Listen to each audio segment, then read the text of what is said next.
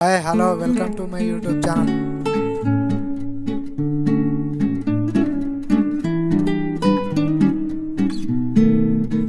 ఈ వీడియో మీకు నచ్చినట్లయితే లైక్ చేయండి, షేర్ చేయండి.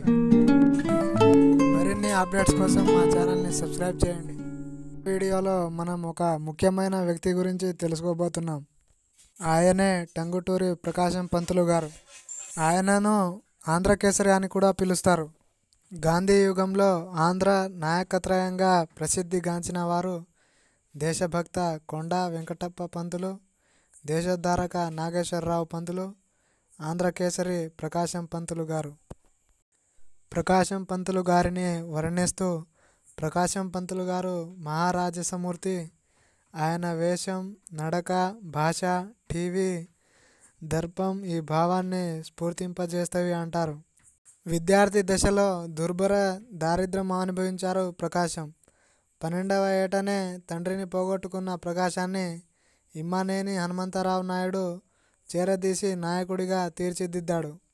1891లో ఎంఏ పరీక్ష పాస్ అయి మద్రాసులో లా కాలేజీలో పట్టభద్రుడయి మద్రాసులోనే న్యాయవాద వృత్తి చేపట్టాడు ప్రకాశం పంతులు గారు.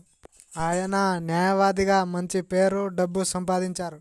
ఇంతలో ఆయన దృష్టిని రాజకీయాలు ఆకర్షించాయి.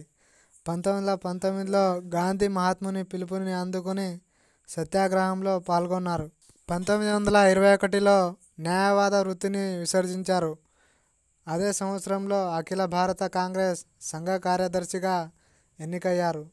అదే సంవత్సరం స్వరాజ్య పత్రికను స్థాపించారు. స్వరాజ్య పత్రికలో తయారైన పాత్రికేయుల్లో కందూరి ఈశ్వరదత్తు, కాసా సుబ్బారావు వంటి ప్రముఖులున్నారు. 1928లో సైమన్ కమిషన్ బహిష్కార సందర్భంగా ఆయన ప్రదర్శించిన అమోఘ సాహసం ఆయనను గుండుకెదురుగా గుండె నిలిపి ఆంధ్రకేసరి టంగుటూరిగా ప్రజలకు ప్రీతిపాత్రుడని చేసింది. ఉప్పు సత్యాగ్రహం సమయంలో ఆయన ప్రదర్శించిన ధైర్య సాహసాలు తమిళ ప్రజలకు ఆయనపై గౌరవాన్ని తెచ్చాయి. 1946లో ఉమ్మడి మద్రాసు రాష్ట్రానికి ప్రకాశం పంతులు గారు ముఖ్యమంత్రి అవడం ఒక అపూర్వ సంఘటన. అయితే అవిశ్వాస తీర్మానంలో ఓడిపోయి రాజీనామా చేయాల్సి వచ్చింది.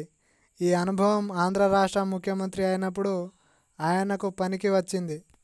13 నెలలు మాత్రమే ముఖ్యమంత్రిగా ఉన్న ప్రకాశం పంతులు గారి కాలంలోనే 14 నీటిపారుదల ప్రాజెక్టులు మంజూరయ్యాయి. శ్రీ వెంకటేశ్వర విశ్వవిద్యాలయ స్థాపన జరిగింది.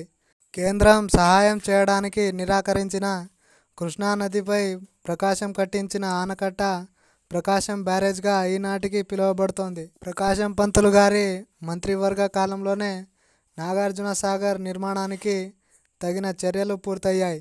1955లో జరిగిన ఎన్నికలలో ప్రకాశం విజయం సాధించిన శాసనసభ నాయకుడి ఎన్నికకు ఆయనను సంప్రదించలేదు.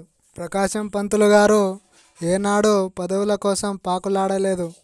1957లో ఒంగోలు ప్రాంతం పర్యటించిన ప్రకాశానికి ఎండదెబ్బ తగిలింది. ఫలితంగా మే 20, 1957న ఆయన తుదిశ్వాస విడిచారు.